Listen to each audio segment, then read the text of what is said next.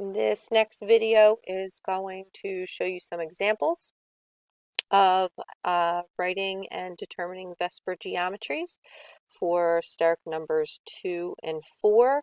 You are not responsible for 3, 5, or 6. For a steric number of 2, we are talking about two things being as far away from one another as possible in the linear orientation, which is a bond angle of 180 degrees. A steric number of 4 would be 1, 2, 3, 4 things around the central atom, or a tetrahedral shape of 109.5 degrees.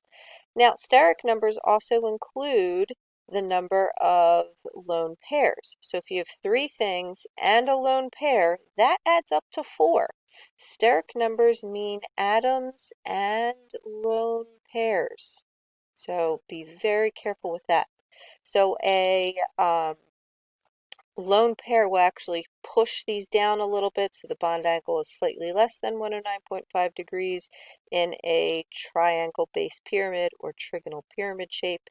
And 2 lone pairs counts as a steric number of 4 with 2 bonded atoms to be a bent or angular shape as well. Okay, so let's take a look at the rules for figuring out what your geometries are going to be. First, you need to know how to do the Lewis dot structure, okay? So you can review that video in this playlist if you need to. Count the number of atoms and count the number of lone pairs. Add them together. This is the steric number, okay? Use that steric number to go down on your chart and the number of lone pairs to go over if you need to, and then you can write your bond angle and the name of the shape.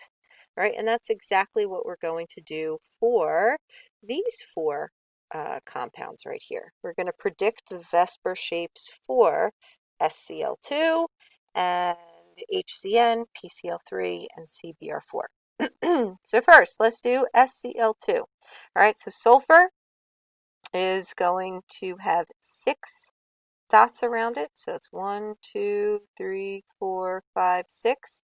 That means that this is a lone pair and this is a lone pair. Get into the habit of putting your 2 lone pairs next to one another. It kind of sets you up for the shape. And then chlorine has 7 dots around it. So put a chlorine here available for bonding with 3 lone pairs, and right here, 3 lone pairs around it. Then you can make your bonds. All right, so here's your sulfur to chlorine bond and your other sulfur to chlorine bond. All right, so let's count. What is the steric number? How many things are around the central atom? Okay, there is 1, 2, 3, 4 things. This is the steric number of 4. How many lone pairs does it have? 1, 2. So on my chart, I would go down to 4. I would go over to 2, and right here would be my bent or angular shape with a bond angle less than 109.5 degrees. Okay, the only one that you have to know specifically is water, and that's 104.5. All right, but that can help you figure that one out. All right, next we have HCN. So H has 1 dot. Okay, C can make 4. 1, 2, 3, 4 bonds. And nitrogen can make 3 bonds. It has 1 lone pair and 3 available for bonding. And then let's make the shape. All right, bond that together. Carbon and nitrogen are together. In order for octet to listen, we need to bond these together and these together. So what we really have is H, single bond C, triple bond N, and the lone pair on the outside. Okay, so again, what is the steric number here? All right, how many things around the central atom? Carbon is the central atom. We have hydrogen and nitrogen. So the steric number of 2. So I would go down to the steric number of 2. Are there any lone pairs? Lone pairs, 0. So what shape is this? As far away as they can get from one another is a linear shape, and that bond angle is 180 degrees. Okay, rocking and rolling here. All right, phosphorus trichloride. All right, so we have phosphorus, which has 5 dots around it. Chlorine has 7 dots, so this is a lone pair. Nothing bonds up here. So we have 3 things that are available for bonding and 3 chlorines. So put a chlorine at each one with your 3 lone pairs and your 1 dot. That is your 7 total valence electrons. And then we're going to make our bonds. Bond this together, bond this together, bond this together. And then ask yourselves the questions. What is the steric number? Okay, phosphorus is our central atom. We have 1, 2, 3, 4 things around it. So this is a steric number of 4. And lone pairs, we have 1. So if I go down 4 over 1, that is a shape of a trigonal pyramid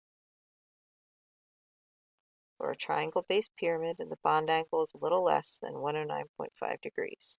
Okay, and if you want to get in the habit of making this a wedge and this a dash to show that it is that little tripod, or you can actually redraw it so that it looks like so, you can do that. No one's going to stop you from being a better chemistry student. And then we have CBr4. Okay, so carbon has 4 dots, can make 4 bonds. We have 4 bromines, so put a bromine on each side. Each one of those has 7 dots, which means 3 lone pairs and 1 available for bonding. Oops, Br.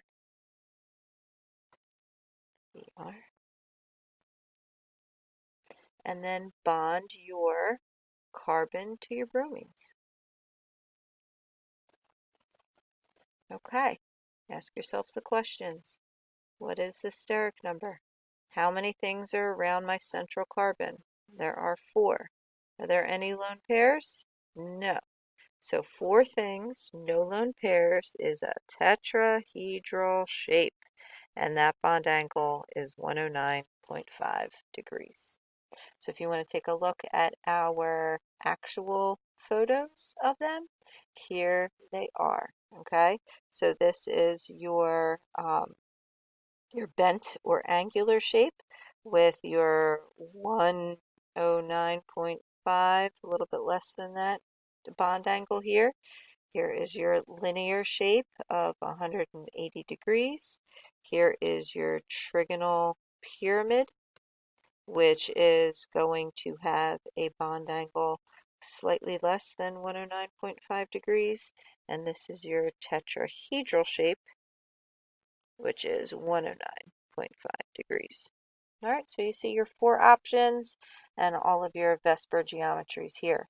I have linked in the notes and on the website these 3 really great resources to play around with, talking about the molecule shapes and the geometries. It really helps if you manipulate them and you kind of get them in your own hands if you don't have your model kits in front of you. Okay? So those are VSEPR geometries. Remember, they want to repel one another, and they are 3-dimensional. Okay, that's all I have to say about that.